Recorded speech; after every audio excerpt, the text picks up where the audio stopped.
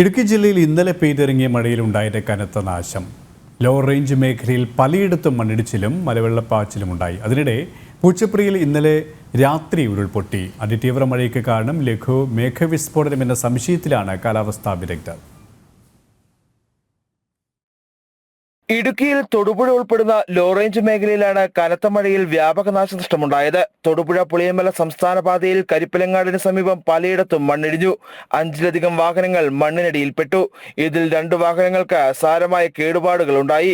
തലനാരിഴയ്ക്കാണ് വൻ ദുരന്തം ഒഴിവായത്. 2 ഘട്ടമായിട്ടാണ് ഇവിടെ ഇടിഞ്ഞത്. അതായത് ആദ്യം ഇടിഞ്ഞ് കുറച്ച് വന്നു. അതിന് ആളുകൾ അപ്പോൾ താഴെന്ന് കയറി വന്ന ആളുകൾ ഇത് പുളിമലയ്ക്ക് ആ റോഡാണല്ലോ, അപ്പോൾ അങ്ങോട്ട് കയറി വന്ന ആളുകൾ, പിന്നെ മുകളിൽ നിന്ന് താഴേക്ക് റോഡോടെ പോകുന്ന ആളുകൾ അപ്പോൾ ഇവിടെ വന്ന് മണ്ണ് മാറ്റാനുള്ള ശ്രമം നടത്തിയത്. ആ സമയത്ത് തന്നെ 2ാം ഘട്ടം ഇടിഞ്ഞു.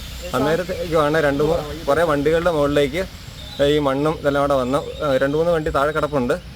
അതിൽ ഒരു വണ്ടിയാണ് ഇത്. കരിപ്പിലങ്ങാട് വീടിന് മുകളിലേക്ക് മണ്ണിടിഞ്ഞ് വീണെങ്കിലും വീട്ടിലുണ്ടായിരുന്ന യുവതി അത്ഭുതകരമായി രക്ഷപ്പെട്ടു.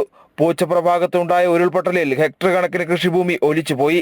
ജനവാസ മേഖലയിലേക്ക് വലിയ പാറക്കല്ലുകൾ ഉരുണ്ടുവന്നു. താഴെ ഒരു വീടിൻ്റെ ഒരു പകുതി ഭാഗം പോയിട്ടുണ്ട്. ഒരാൾക്കൊരു പരിക്ക് പറ്റിയിട്ടുണ്ട്. അവിടുത്തെ ഒരു കുട്ടിക്ക് ഇത് കട്ടയൊക്കെ വീഴൊക്കെ ഉണ്ടായിട്ടുണ്ട്. മൂലമറ്റം താഴ്വാരം കോളനി ഭാഗത്ത് ഇന്നലെ ശക്തമായ മലവെള്ളപ്പാച്ചിലുണ്ടായി. പലയിടത്തും മരങ്ങൾ കടപുഴകി വീണും വൈദ്യുതി പോസ്റ്റുകൾ ഒടിഞ്ഞു വീണും ഗതാഗതവും വൈദ്യുതിയും താറുമാറായി. മണ്ണിടിച്ചിലിനെ തുടർന്ന് ഇന്നലെ രാത്രി അടച്ച തൊടുപുഴ പുളിയമല സംസ്ഥാന പാത ഇന്ന് രാവിലെ ഭാഗികമായി തുറന്നു. ജലനിരപ്പ് ഉയർന്നതിനെ തുടർന്ന് മലങ്കര അണക്കെട്ടിന്റെ 5 ഷട്ടറുകൾ ഉയർത്തി ജലം പുറത്തേക്ക് ഒഴുക്കി വിടുന്നുണ്ട്. തൊടുപുഴ, മൂവാറ്റുപുഴ ആറുകളുടെ ഇരുകരകളിൽ താമസിക്കുന്നവർ ജാഗ്രത പാലിക്കണമെന്ന് ജില്ലാ ഭരണകൂടം മുന്നറിയിപ്പും നൽകി. ജനം, ഇടുക്കി.